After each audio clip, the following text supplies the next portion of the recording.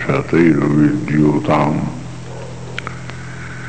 कलिन्दगिरिनन्दनी तटसुरद्रुमालम्बनी मदीयमतिचुम्बनी भवतु कापि कादम्बनी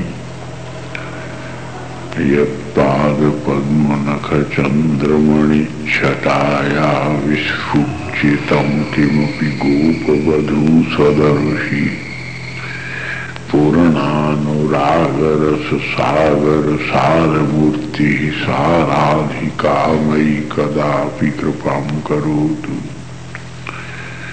अनरपितचरीं चिरात् करुणयावतीर्णः कलौ समर्पयतु उन्नतोज्ज्वलरसं सभक्तिश्रियम् हरिः पुरटसुन्दरद्युतिकदम्बसन्दीपितः सदा हृदय कंदरे स्फुरतु वह शचीनंदनः कृष्णाय वासुदेवाय हरये परमात्मने प्रणतक्लेशनाशाय गोविन्दाय नमो नमः। कृष्णाय वासुदेवाय देवकी नंदनाय च नंदगोपकुमाराय गोविन्दाय नमो नमः। हरे कृष्ण कृष्ण कृष्ण हरे हरे राम राम राम हरे हरे हरे कृष्ण कृष्ण कृष्ण हरे हरे हरे राम राम राम हरे हरे।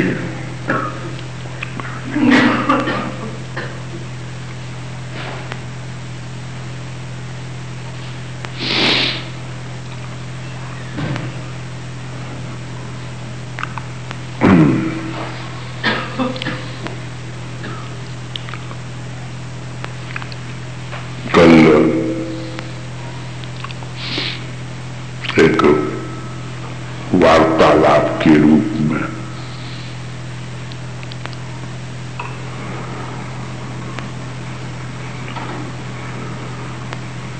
थोड़ा सा चिंतन किया कि हमको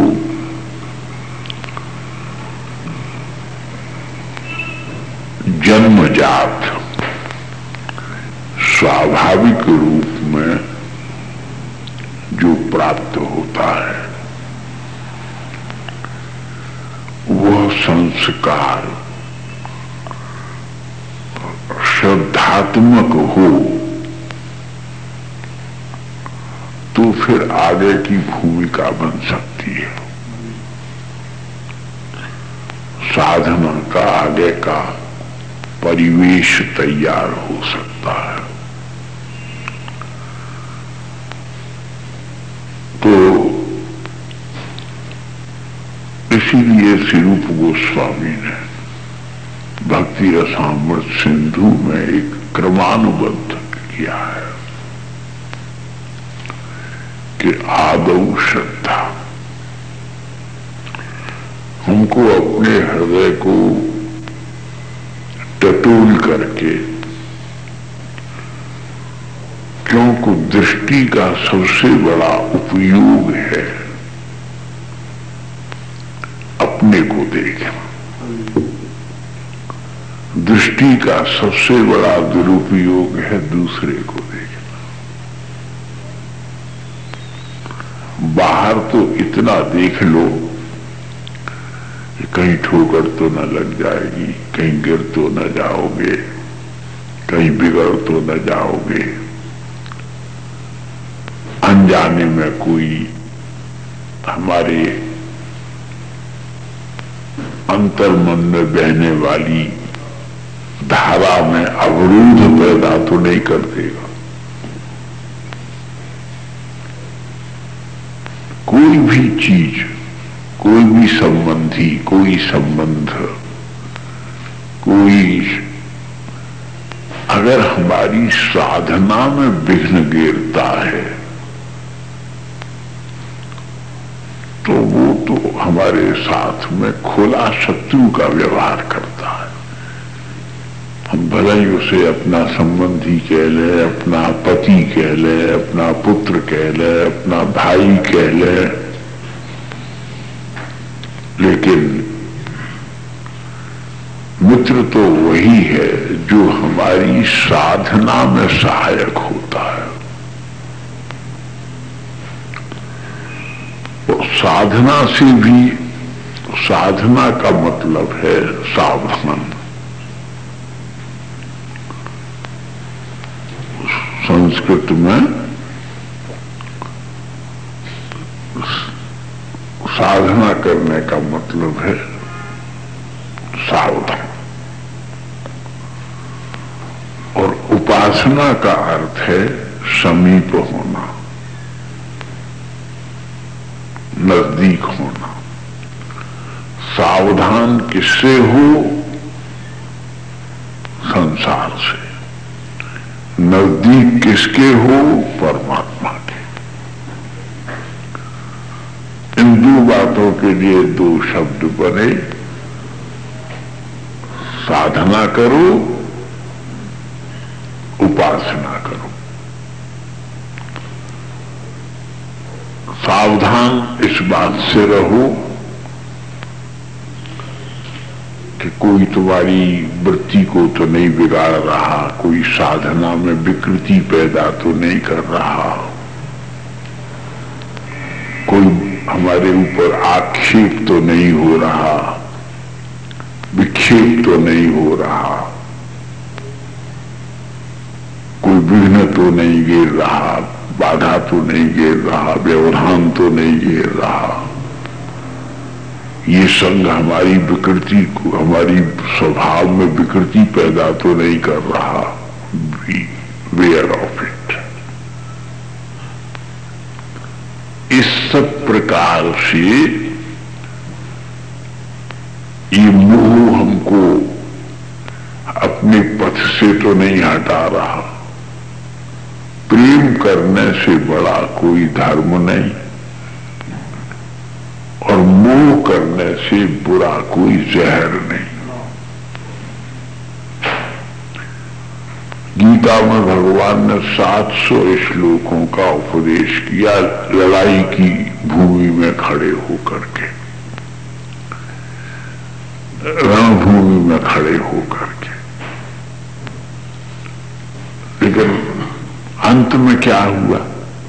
अर्जुन ने एक शब्द कहा, लष्टो मोह। इतने बड़े उपदेश का फल क्या हुआ कि प्रभु आपकी कृपा से, आपकी कृपा से का मतलब तो प्रसादात, आपकी प्रसाद माने आपकी कृपा से, आपके समझाने से मैं मोह से मुक्त हो गया। और जब मोह से मुक्त हो जाता है तो मनुष्य दुविधा से मुक्त हो जाता है, यह करूं कि यह करूं, द्वैत से मुक्त हो जाता है।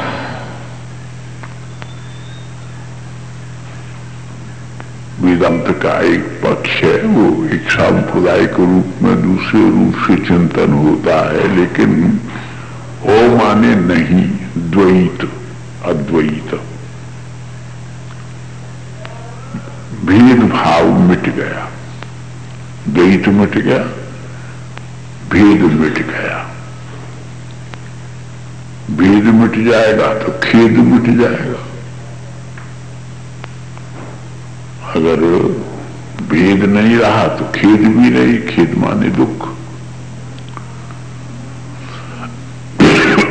दुख भी नहीं रहेगा,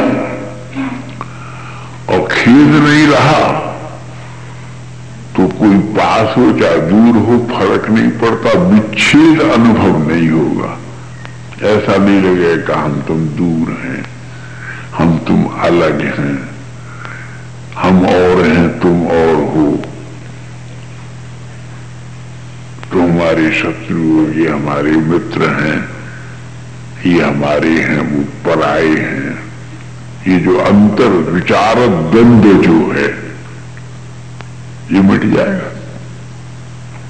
प्रणतः क्लेशनाशाय गोविंदाय नमो, कृष्णाय वासुदेवाय देवकी नंदनाय च नंदगोपकुमाराय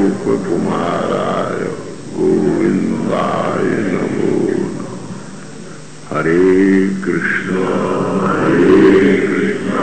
कृष्णा कृष्णा हरे हरे, हरे राम राम राम हरे हरे, कृष्णा कृष्णा कृष्णा हरे हरे, हरे राम राम राम हरे हरे।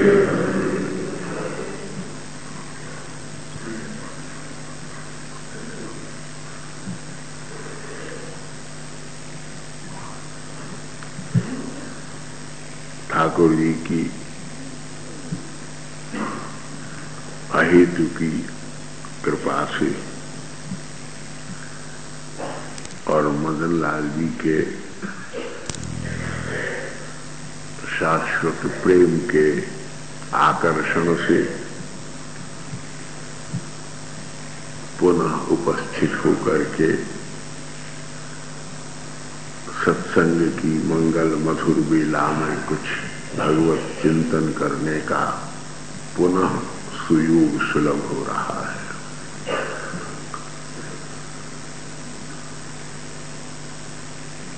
अमृतसर आकर के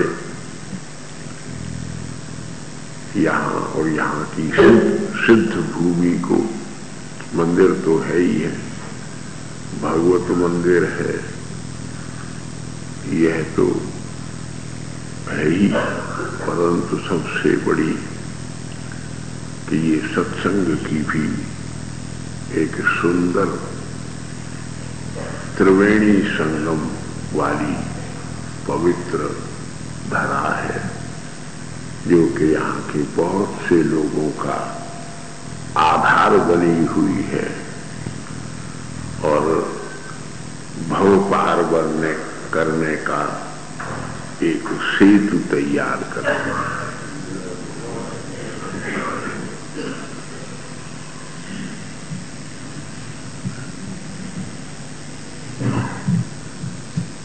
चिंतन की तो एक ही बात है कि तोता को और बालक को बार बार एक बात रटानी पड़ती है। उस पढ़ाने के प्रयत्न को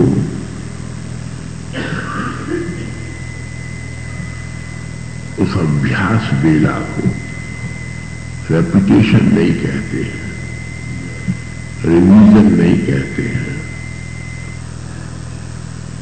वो तो वास्तव में सच पूछो तो आचरण करने के योग्य शास्त्र सम्मत बात को संत से सुन करके आचरण करने को रिलीजन कहते हैं।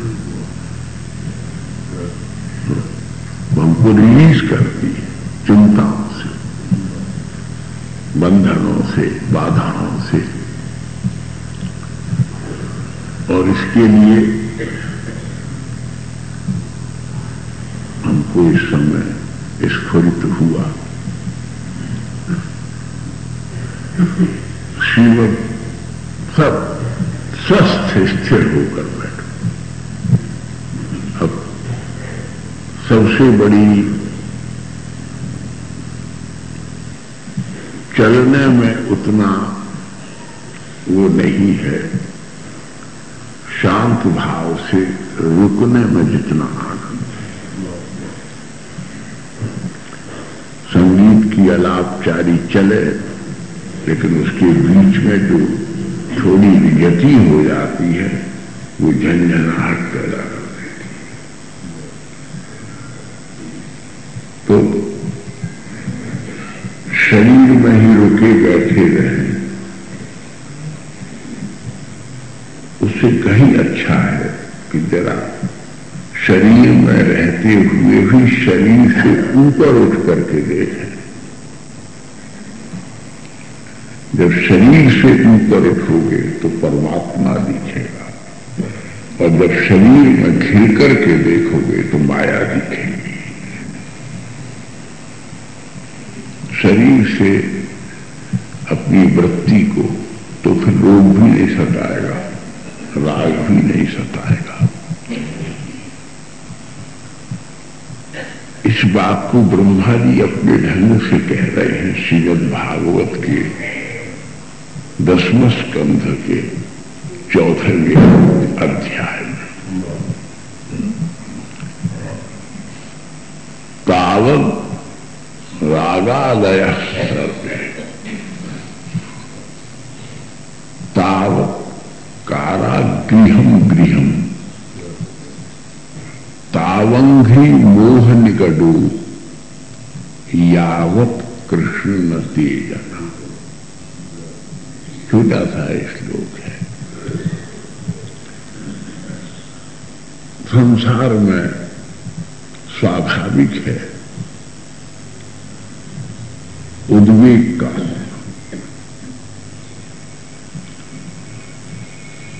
और उद्वेगों में भी बहुत बड़े उद्वेग हैं, पंचोद्वेग।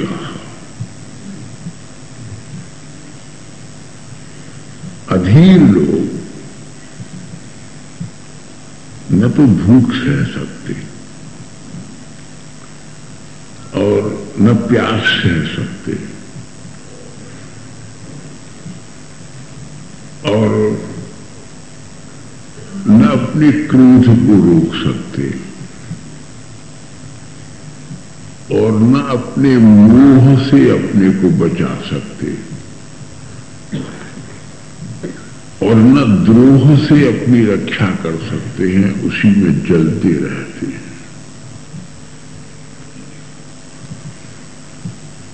रोग भी पीड़ित करते हैं तो अभ्यास न होने के कारण हरिस्मरण नहीं होता है, केवल रोग की व्यंजना होती है। हाय क्या करें, दवाई लाओ, इंजेक्शन लाओ, डॉक्टर को लाओ। और फिर जब काम का वेग होता है, क्रोध का वेग होता है, लोभ मोह का वेग होता है, तो पागल हो जाता है। तो ब्रह्मा जी ने एक शब्द में कहा तावत। पर इस बात को हम न भूलें कि ये लिमिटेड है, सीमित है, इनकी अपनी एक अवधि है, एक परिधि है, और इनसे बचने की एक विधि भी है।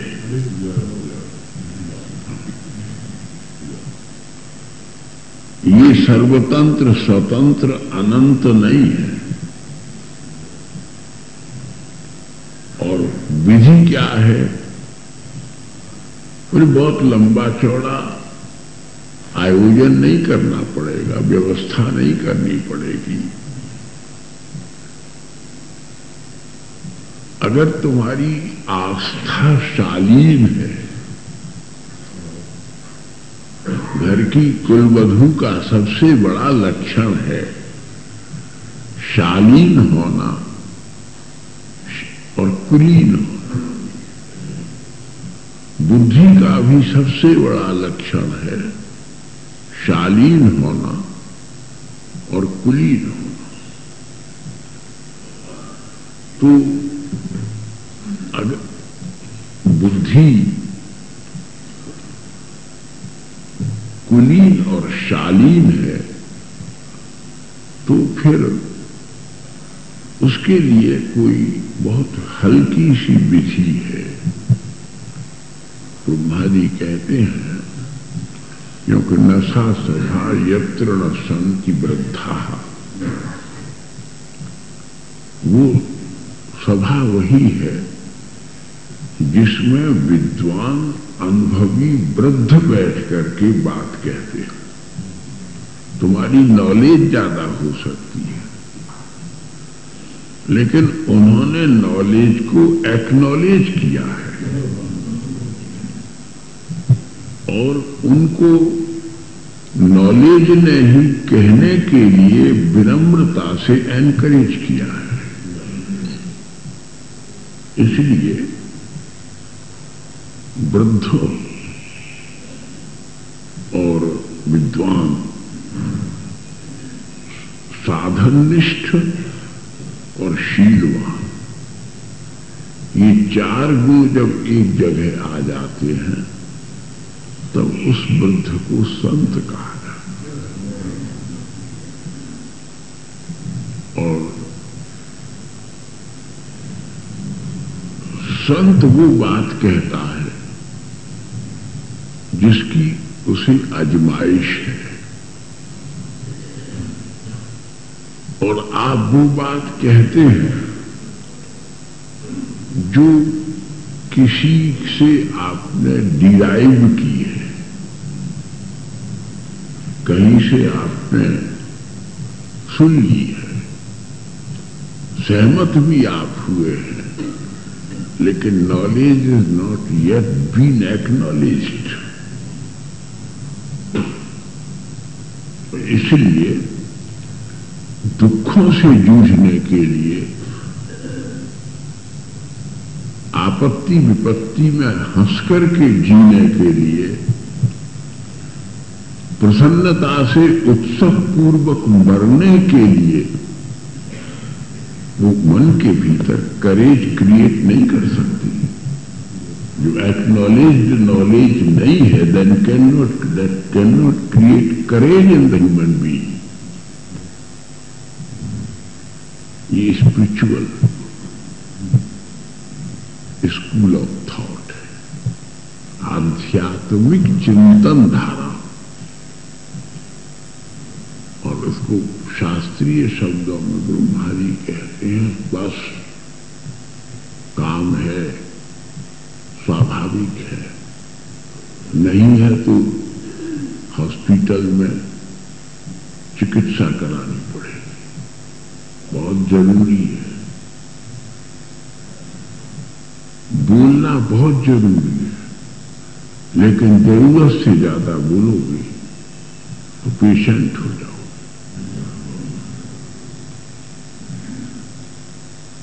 शब्द से जितनी शक्ति क्षीण होती है, पांचों ज्ञानेंद्रिय और पांचों कर्मेंद्रिय मिलकर के भी कुछ प्रयत्न करें तो भी उतनी शक्ति का नाश नहीं होता। वाणी से बोले हुए शब्द से जितना परिश्रम होता है और जितनी बड़ी क्षति होती है। इसलिए बोलो, पर ऐसा बोलो कि जैसे घी पी करके शक्तिवान होने की आशा करते हो, ऐसा बोलो कि इतनी शक्ति हो जाए। एक पहलवान जैसे कुश्ती में दूसरे पहलवान को नीचे पटक लेता है तो विजयी कहलाता है। तुम भी तभी विजयी कहलाओगे कि इतना ऐसा बोलो कि जिसके बोलने से आकाश के ऊपर के वैकुंठ का स्वामी तुम्हारी जमीन पर, तुम्हारे लेवल पर उतर आए। बोलने की क्षमता, बोलने की क्षमता और बोलने का क्षेम, बोलने की क्षिति और बोलने का अक्षय भंडार। इसलिए ब्रह्मा जी कहते हैं तावत ये काम, क्रोध, लोभ, मोह, मद मात्सर्य, आसक्ति, अहंकार, मेरा तेरा, अब तब, जैसे तैसे, जहां भी जब भी, ये प्रकृति की फौज है, ये परिस्थितियों का लेखा जोखा है। लेकिन एक स्थिति बना लो, परिस्थिति उसी की होती है जिसकी अपनी कोई स्थिति नहीं बनी, आध्यात्मिक स्थिति नहीं बनी, भजन की आदत नहीं बनी, नाम लेने का अभ्यास नहीं बना, संतों के सुयोग का, मिलन सुयोग का सुयोग नहीं बना, जीवन को अच्छी दिशा में ले चलने का संकल्प नहीं जगा, और जब तक इंद्रियों की चापलूसी करने से बच करके आत्मा को दुलारने का दृष्टिकोण नहीं बना, तब तलक। और बोले ये भी सीमा नहीं है। लेकिन जितने भी अगर दरवाजा खुला है और चौकीदार नहीं है तो कोई भी घुस सकता है, और आपके रोकने पर वो कह सकता है कि न तो आपने कोई प्रोहिबिशन बोर्ड लगाया है, न कोई संतरी खड़ा किया है, आप कैसे रोकते हो? उसी प्रकार से जिसके मुंह के ऊपर कृष्ण नाम नहीं लिखा गया है, कोई भी काम, क्रोध, लोभ, मोह, मद, मात्सर्य जाने अनजाए अनचाहे किसी भी समय तुम पर हमला कर सकता है।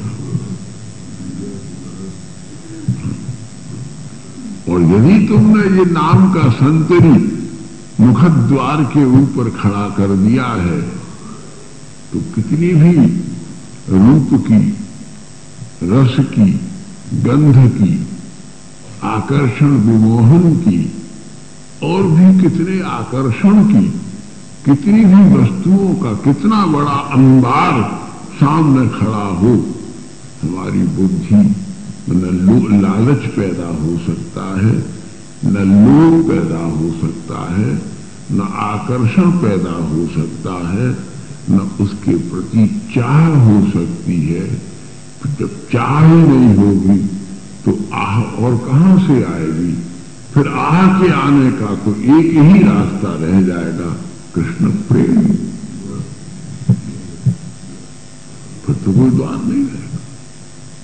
और जब कृष्ण प्रेम में आह निकलेगी, कराह निकलेगी, कसक निकलेगी, तो जैसे गर्म हवा के झोंके से मच्छर आदि इंसेक्ट्स पॉइजनस इंसेक्ट्स मर जाते हैं, ऐसे ही कृष्ण प्रेम की जब आह निकलेगी तो काल, माया और प्रारब्ध उसकी गर्म लू के स्पर्श से तुमसे बहुत दूर चले जाए,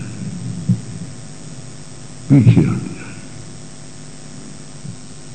इसलिए तावत रागा दया, ये जितने भी राग हैं, रोग हैं, पेट में रोग पैदा होते हैं, मन में राग पैदा होते हैं, ये दोनों पास पास है। ये हार्ट है, ये तो ब्लड सर्कुलेशन सेंटर है, ये हार्ट, ये हृदय नहीं है, ये वो तो मेडिकल उसमें हुआ है। मन तो सत कोई स्वरूप ही नहीं है, अस्तित्व तो है लेकिन आकार नहीं है। और वो पेट के साथ, क्योंकि जो भी कुछ आप खाते हो वो पहले पेट में जाता है, जो भी कुछ आप सुनते और समझते हो पहले मन में जाता है, वहां से सर्कुलेट होता है। मन से स्थूल पदार्थ, रासायनिक पदार्थ पेट से पैदा होता है। पेट से सर्कुलेट होता है। कोई दवाई खाते हो पेट में जाती है। दर्द कान में है कि नाक में है कि आंख में है कि छाती में है, पेट से वो दवाई फिर वहां पहुंचेगी, असर वहां होगा। कोई भी बात है वो मन में पहुंचेगी, मन से सर्कुलेट होकर के फिर तुम में चिंता, आवेग, उद्वेग उत्पन्न करेगी। पेट को ठीक रखो और मन को ठीक रखो तो फिर सारा का सारा चोटी से एड़ी तक शरीर स्वस्थ रहेगा, स्वच्छ रहेगा, शांत रहोगे, समाधान पूर्ण रहोगे, श्रेयपूर्ण रहोगे और निश्रेयस की प्राप्ति करोगे। और इसलिए तावत शब्द में,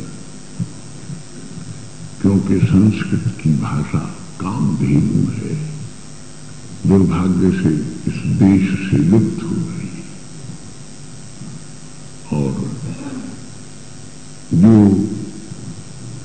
धर्म का काम भी कर रहे हैं, सत्संग, प्रवचन, कथा, उन्हें भी ठीक ठीक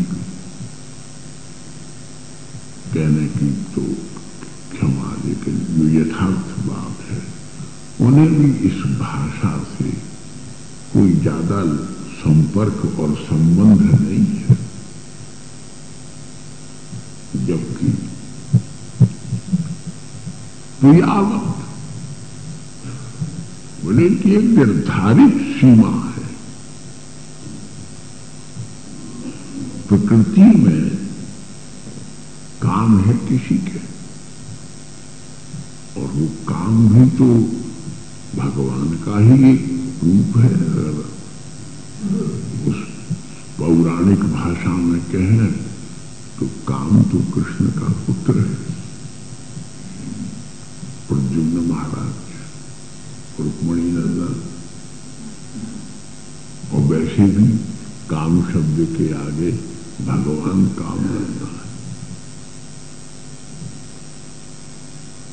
कोई को काम है मतलब कोई एक क्रिया नहीं है, कोई भी तरह की कामना, कोई भी प्रकार की उत्सुकता, उत्कंठा, किसी भी पदार्थ के लिए उद्वेग, आवेग, तो परंतु काम की एक सीमा है। काम तुमको बहुत पीड़ित करेगा, काम को तुम जीत नहीं सकते। ईश्वर है, ईश्वर कोटि में है। बोले क्या कर सकते हो? बोले कृष्ण नाम तुम कहो, काम कहता है मैं तुम्हें छोड़ के चला जाऊंगा। बड़ा पावर। क्रोध को कहो तुम हट जाओ। क्रोध ईश्वर है, भगवान शिव का स्वरूप है, रुद्र है। वो तीसरा नेत्र खोल करके असत को भी नष्ट कर सकते, क्योंकि विवेक के देवता हैं। इसलिए सत तो नष्ट नहीं होता, लेकिन असत नष्ट हो जाता है, अचित नष्ट हो जाता है। भगवान शिव है क्रोध, पर कैसे कहते हैं? बोले क्रोध तुमको आता है गरीब के ऊपर, स्त्री के ऊपर। तुम स्वयं अपने, हम चाहे स्वयं में कितने मूर्ख हों, लेकिन बच्चे पर क्रोध करने को उसके सामने प्रमाणित करेंगे कि हम बहुत समझदार हैं। अपनी समझदारी उसके माथे थोपना का प्रभाव उस पर गिरना चाहते, लेकिन तावत तभी तक है जब तक कि क्रोध यदि करना है तो अपनी उस वृत्ति पर करो जो अनावश्यक इधर उधर मचल रही है। कृष्ण चरणानुराग प्राप्त नहीं कर रहे। अगर ये नाम की महिमा साधारण नहीं है, वैसे भी इसकी बहुत महिमा कही जा सकती है, लेकिन अगर साइकोलॉजिकली, फिलोसॉफिकली, माइथोलॉजिकली इसकी फिलोसॉफी के ऊपर अगर हम सारे वाल्मीकि रामायण में, सारी भागवत में, सारे उपनिषदों में, सारे ग्रंथ साहब में, कबीर के, दादू के, नान सबके नाम की महिमा है। क्यों कि एक साधारण काम के लिए आप किसी मुलाहिजेदार को ले जाते हो तो ऑफिसर थोड़ा दब के बात करता है। अगर नाम को जबान पर ले जा करके जाओगे तो भगवान को भी तुम्हारा मुलाहिजा करना पड़ेगा।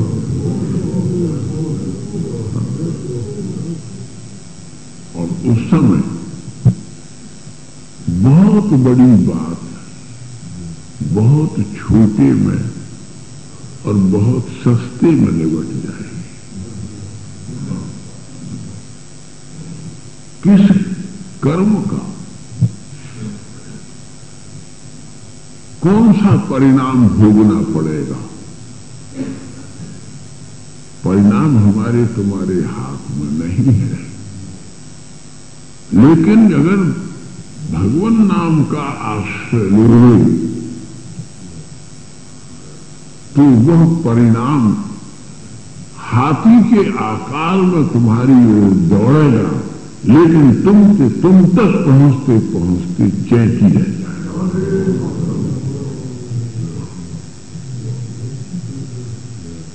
इसलिए तावत रागा आ गया। अब इस सूत्र को रूम की तरह से कितना भी मंथन किया जाए, अब जिस मैया के हाथों में जितना दम हो उतना माखन निकाल ले, जिसकी गुरु कृपा युक्त बुद्धि जितना आलोडन करे कामधेनु का, अनल्प दोहित दुग्ध हो, प्रचुर मात्रा में दोहित दूध का मंथन करके संचेतना को पुष्ट करने वाला कितना भी माखन उसमें से निकाला जा सकता है। ये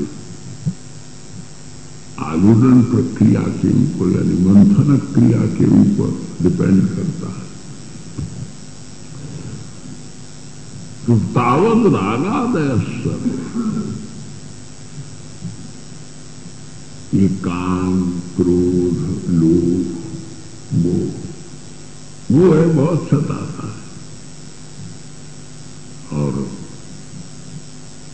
कहीं जिसके प्रति हमारा मोह है वो हमारे अनुकूल हो, पत्नी, पुत्र, बंधु, धन और कोई भी वस्तु, कितना भी हमारे मन में उसके प्रति गाढ़ ममता हो, उसी की चिंता में रहते हो, विचार में रहते हो, उसी की याद में रहते हो, उसी की सुरक्षा में लगे रहते हैं, उसी के उपार्जन में लगे रहते हैं, प्राप्त करने में लगे रहते हैं। प्रक्रिया तो चलती रहती है, प्रयत्न चलता रहता है, लेकिन अगर ये नाम भगवान रसना पर सूर्य की तरह उदय होकर के अज्ञान के अंधेरे को समेट ले, तो जिस चीज में हमारी प्रगाढ़ आसक्ति है उस वस्तु को एक तिनके के समान त्यागने में भी हमारी वृत्ति को कोई खेद नहीं होगा। वो हमारा प्रयास नहीं है, एफर्ट नहीं है, वो हमको भगवान की ओर से ही अनुग्रह प्राप्त हुआ है, कृपा प्राप्त हुई है, जिससे हमको वो छोड़ गया है। पहले तो तुमको बहुत क्रोध आता था, बोले अब क्रोध ने हमको छोड़ दिया। गोपियों ने कहा, भगवान ने कहा जाओ लौट जाओ, तुम सब मध्यमा उत्तम कुल की स्त्रियां हो, तुम्हारी बहुत प्रतिष्ठा है, तुम पर उंगली उठेगी, चर्चा होगी,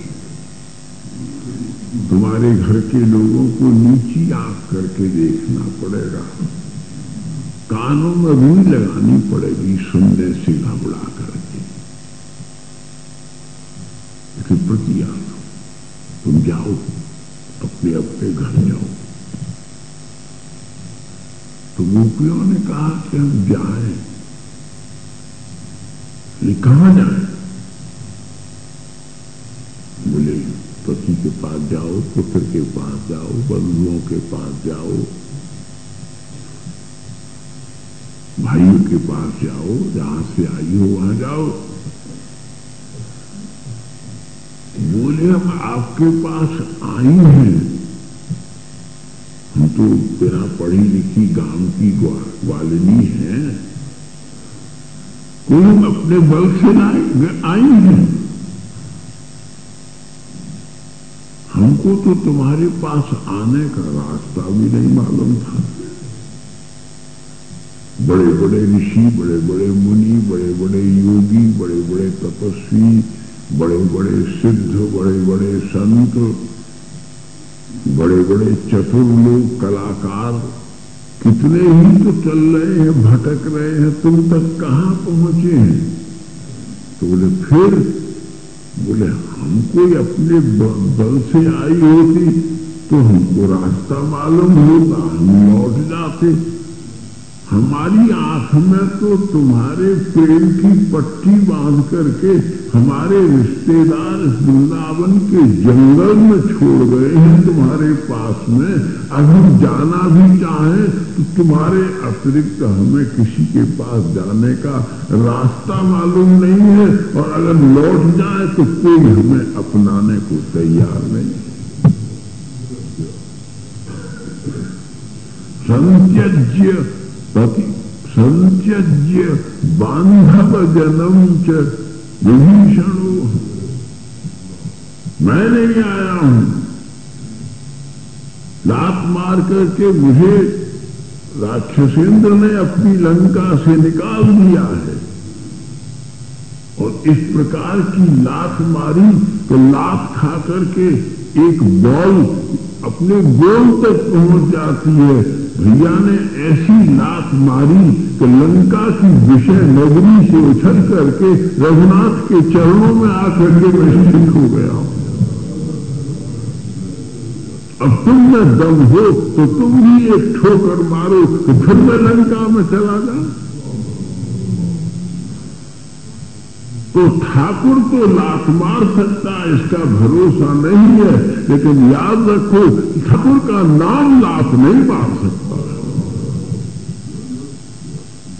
वो तुमको फिर अधोगति में नहीं जाने देगा, वो फिर तुम्हें दुर्गति में नहीं पड़ने देगा, वो तुम्हें फिर अशांति में, उपाधि में, अनेक प्रकार की किसी भी शोचनीय अवस्था में नहीं जाने देगा, लेकिन उसमें प्रकाश बहुत है, तुम में विश्वास बहुत।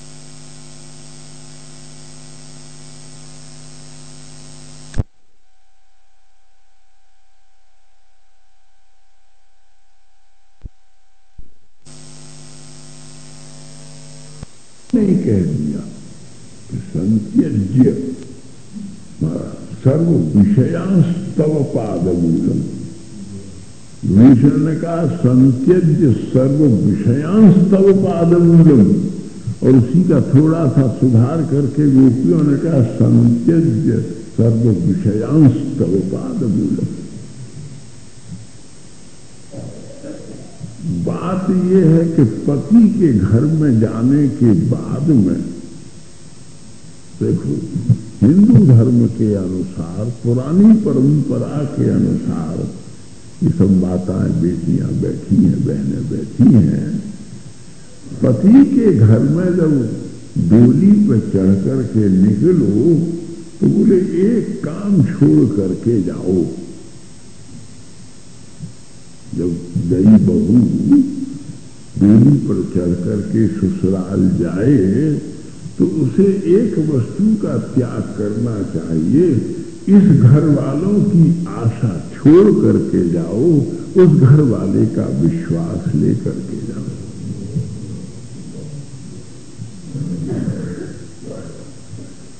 अगर वहां के विश्वास में यहां के लोगों की आशा बनी रही तो न तुम्हें टिकने देगी न उन्हें टिकने देगी। दोनों जगह पर जीवन की सुख शांति डिक्शनरी के शब्द रह जाएंगे, जीवन के आचरण से उनका संबंध नहीं बनेगा। अपने अंतर मन से उसका कोई जोड़ नहीं होगा। इसलिए ये जितने भी रोग और राग हैं, ये तभी तलक तंग कर रहे हैं, तभी तलक पीड़ित कर रहे हैं, जब तलक तुम्हारे ऊपर स्त्री पिता के घर की आशा कब छोड़ सकती है? जब पति के घर के प्रति उसमें प्रगाढ़ विश्वास हो जाए, अब मेरा पति है। तो इसी प्रकार से तुम्हारे मन में भी जिस क्षण ये विश्वास हो जाएगा और तुम अपनी पालकी में बैठ करके, अपनी श्रद्धा में बैठ करके जब इस घर से उस घर में जाओगे तो तुम्हारा अगर विश्वास बन गया तो तुम देखोगे कि हमारा जीवन फिर समस्या और प्रश्नों से युक्त नहीं है, प्रकाश और समाधान का समुद्र बन गया। प्रकाश ही प्रकाश और समाधान ही समाधान, सब सॉल्यूशंस हैं हमारे पास में।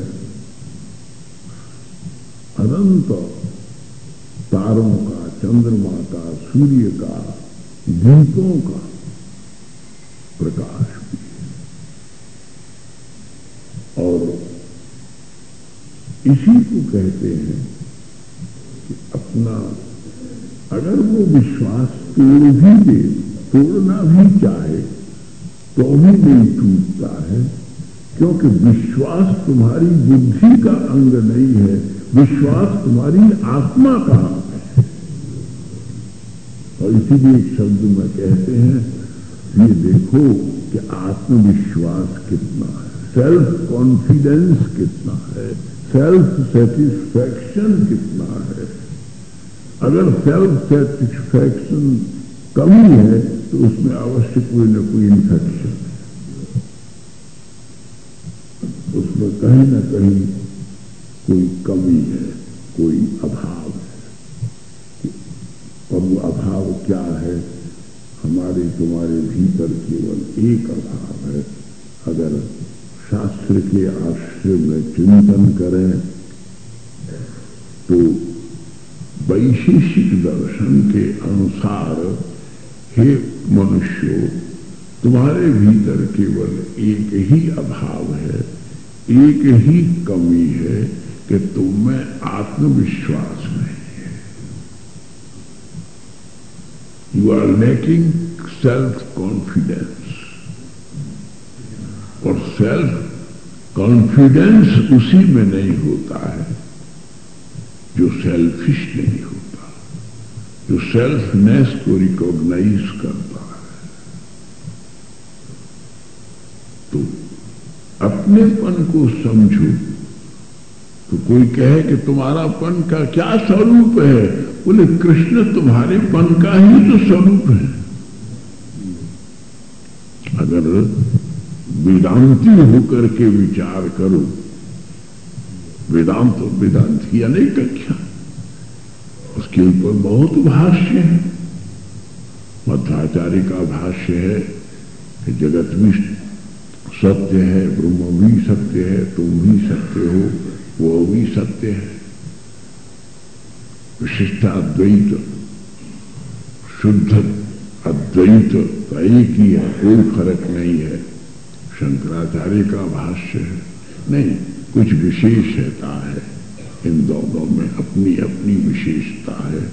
ये रामानुजाचार्य भगवान कह रहे हैं। बोले समय के अनुसार वो भी है और वो भी है, ये भगवान वल्लभाचार्य कह रहे हैं।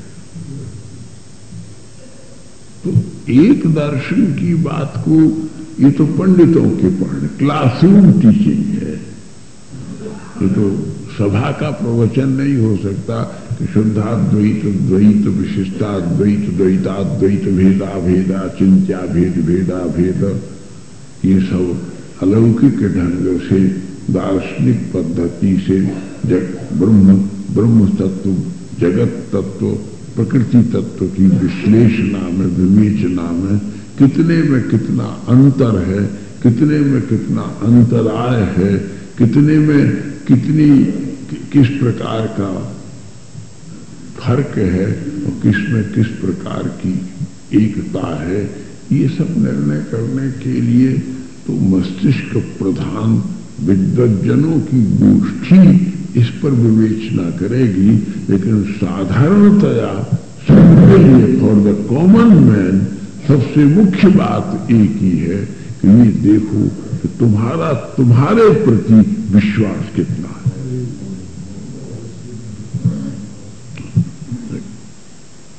तुम अपना विश्वास कहीं खो आए हो,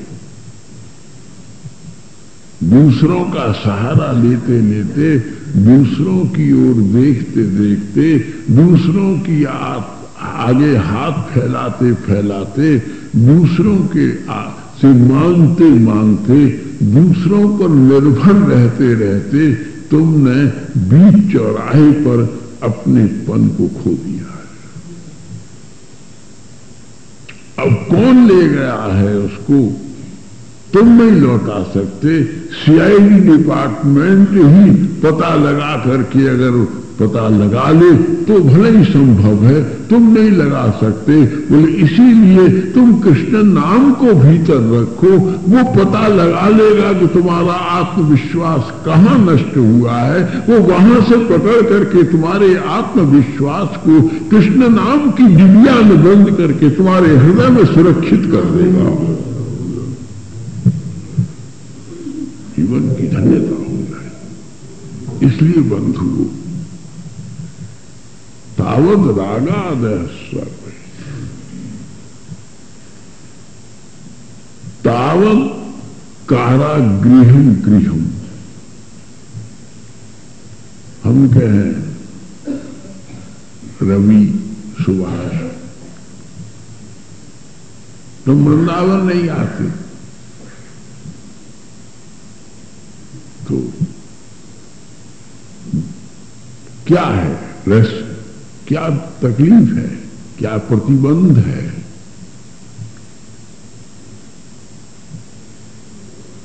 एक तो महत्वाकांक्षा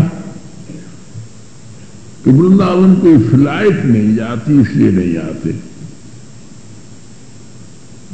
ये तो महत्वाकांक्षा है कि ऐसा हो, ये सुविधा हो, ये व्यवस्था हो, इस प्रकार से स्टेशन पर आप स्वयं हमको रिसीव करने आओ, हम यहाँ आपको माला पहनाई है, हम आपको वहां माला पहनाएंगे, ये रिवेंजफुलनेस हो, आदमी नहीं जा सकता। या लेम एक्सक्यूजेस, दुकान का काम है, कहां से नहीं मिलता है, बड़ा मुश्किल है, ये है, और हजारों कारण है। कार्य को कारण रोके, कारण कार्य को क्रियान्वित करे, इसका नाम है व्यवहार। एक शब्द बात यह ना कि भगवान की कृपा से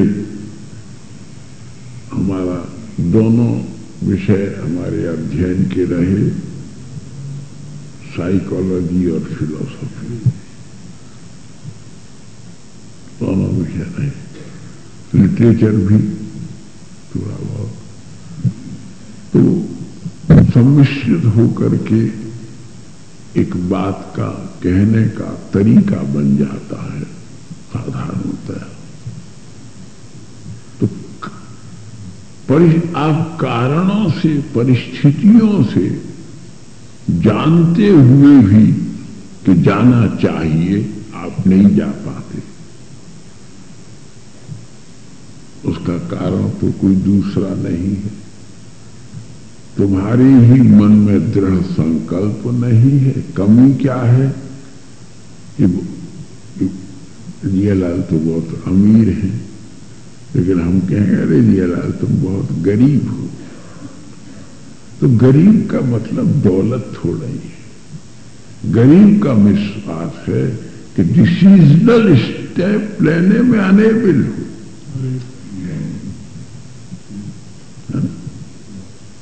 डिजायरस तो हो रहे हो, डिसीजनल नहीं हो रहे। डिजायरस आदमी डिसीजनल हो जाता है तो फिर कहीं रीजन नहीं है जो तुमको सत्य से जाने से रोक सके, फिर कोई कारण नहीं। अब हमारा शरीर आने के योग्य नहीं है,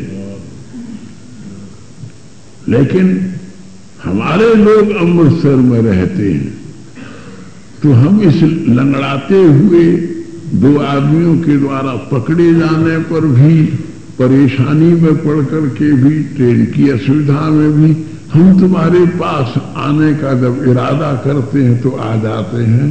तो जब हम तुम्हारे वहां रहते हैं तो तुम आने का इरादा क्यों नहीं करते?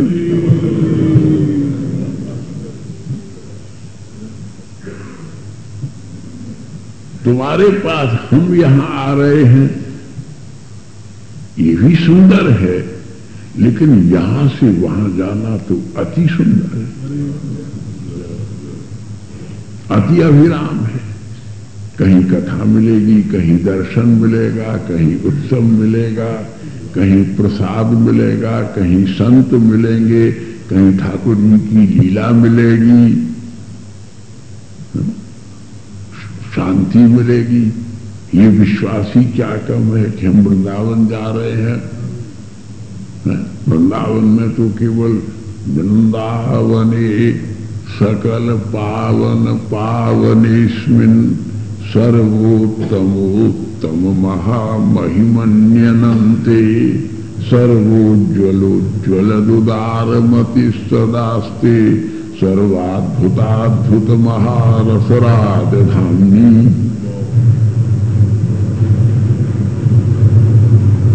उदारमति हो करके एक तो दृढ़ संकल्प, दृढ़ विश्वास और कई प्रकार के विघ्न आएंगे, बाधाएं आएंगी, विकृति आएंगी, व्यवधान आएंगे, विमोहन आएंगे, विकर्षणा आएंगी। हम सबसे जूझ सकेंगे, यह अपने भीतर उत्साह। राधा रानी का स्वभाव क्या है? उत्कंठा। श्री कृष्ण का स्वभाव क्या है? उत्साह। श्री कृष्ण का स्वभाव राधा रानी में चला जाता है तब उत्साह और उत्कंठा दोनों उनके भीतर भाव का कितना बड़ा अंबार खड़ा कर देती है।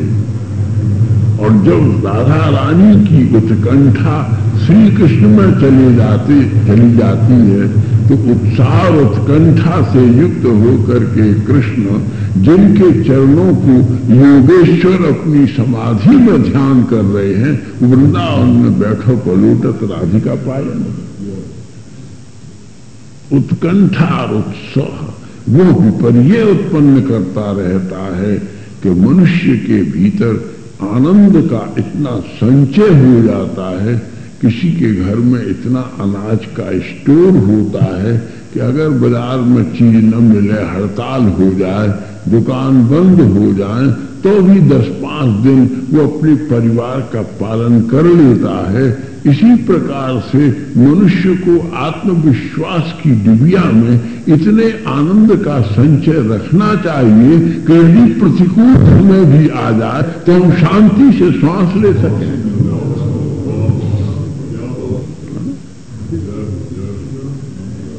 साहस से जी सके। और अरे आदमी से लड़ा तो क्या लड़ा? आदमी तो वही है जो परिस्थिति और प्रारब्ध से लड़ता है और इनको जीत करके विजय का ध्वज लहराता हुआ अपनी स्थिति में लौट आता है। ये दर्शन शास्त्र है, ये फिलोसॉफिकल इंस्पिरेशन। और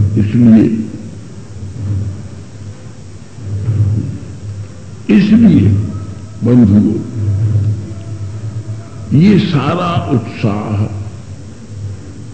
सारी उत्कंठा, इसको कहते हैं, ये सारी ऊर्जा, व्यक्तित्व ऊर्जस्वित व्यक्तित्व, धीर गंभीर। और ऊर्जस्वित व्यक्तित्व कौन होता है? जिसमें बंधु राग नहीं होता और रोग नहीं होता। राग और रोग होने पर औषधि की जरूरत है,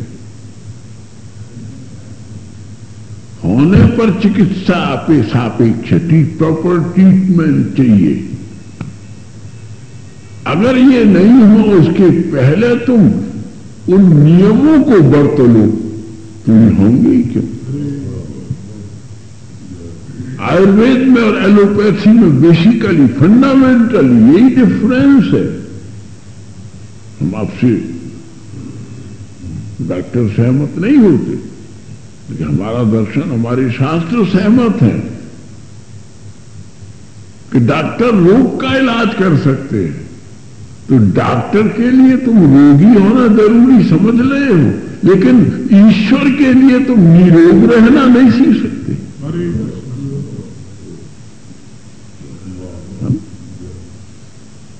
शरीर की तो अपनी परिस्थिति, हम नया शरीर कहां से लाएंगे?